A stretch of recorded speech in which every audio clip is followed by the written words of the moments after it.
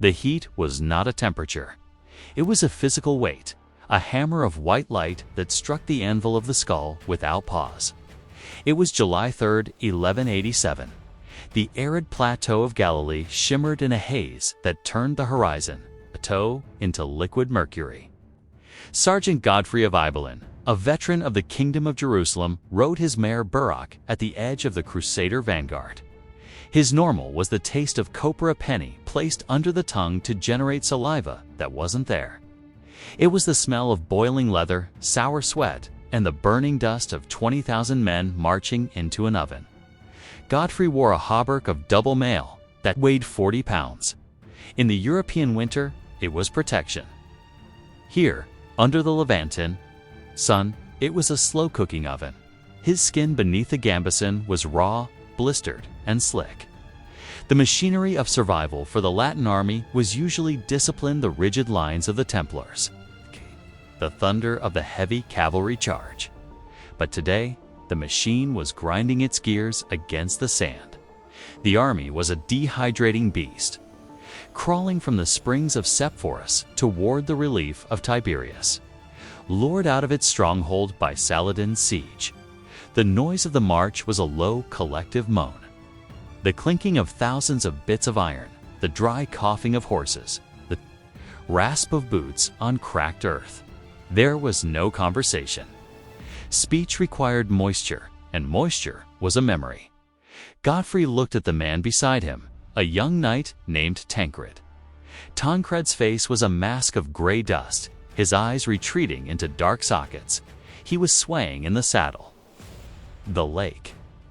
Tancred whispered, the word sounding like dry leaves rustling.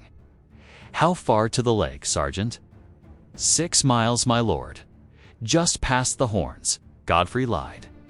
It was closer to 10 over broken ground through an enemy that swarmed the flanks like hornets. They were being harried. Saladin's light cavalry, the Mamluks, rode circles around the lumbering Crusader column, firing arrows that rattled against the shields and armor like hail. They didn't close in. They didn't need to. They let the sun do the killing. It was 14 o'clock hours, the hottest part of the day. The army had stopped moving. The rear guard, the Templars, were under heavy attack and had been forced to halt, dragging the rest of the Great Serpent to a standstill on the waterless plateau.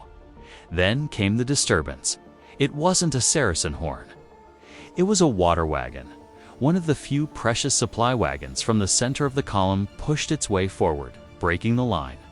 The driver, a frantic Syrian Christian auxiliary, was shouting, pointing back the way they had come. He stopped near the standard of Count Raymond of Tripoli, commanding the vanguard. Godfrey was close enough to see the wagon. He expected to see barrels of water.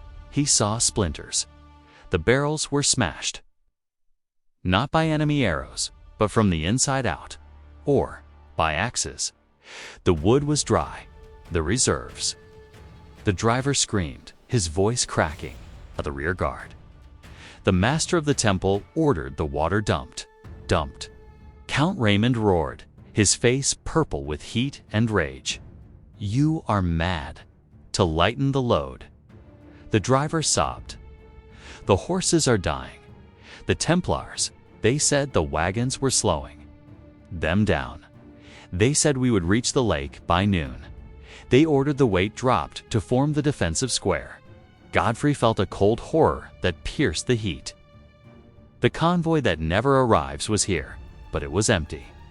The water they were counting on to sustain them for the final push had been sacrificed for tactical mobility hours ago based on a timetable that had already failed. The order rescinded too late was the order to abandon the water. The Templars, believing they could fight their way through, had discarded the only thing that kept the army alive, unaware that the van would be stalled. They threw it away, Tancred whispered, staring at the dry wood of the barrels. They killed us. The confusion was absolute. The fatigue turned to despair.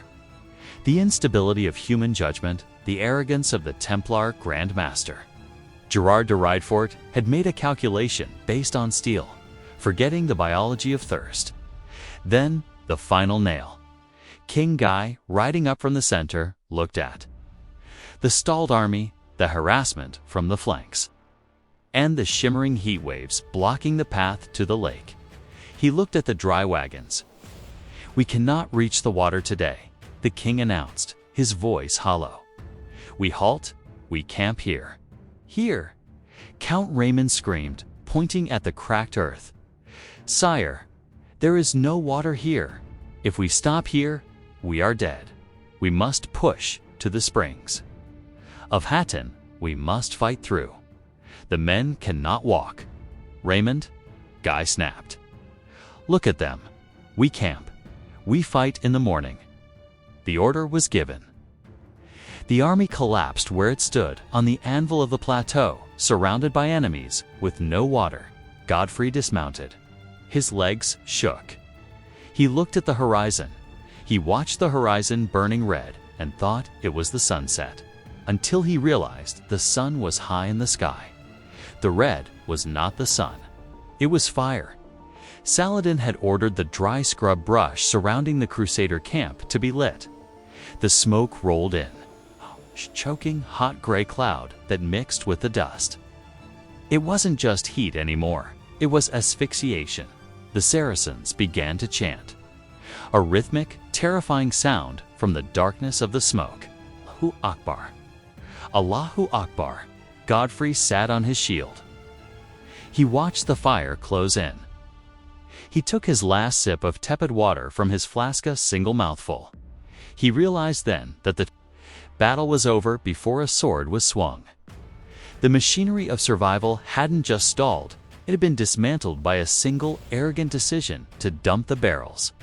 The armor that was supposed to save them was now their tomb. He closed his eyes, listening to the crackle of the brush. Fire, knowing that the morning sun would rise on a graveyard of iron.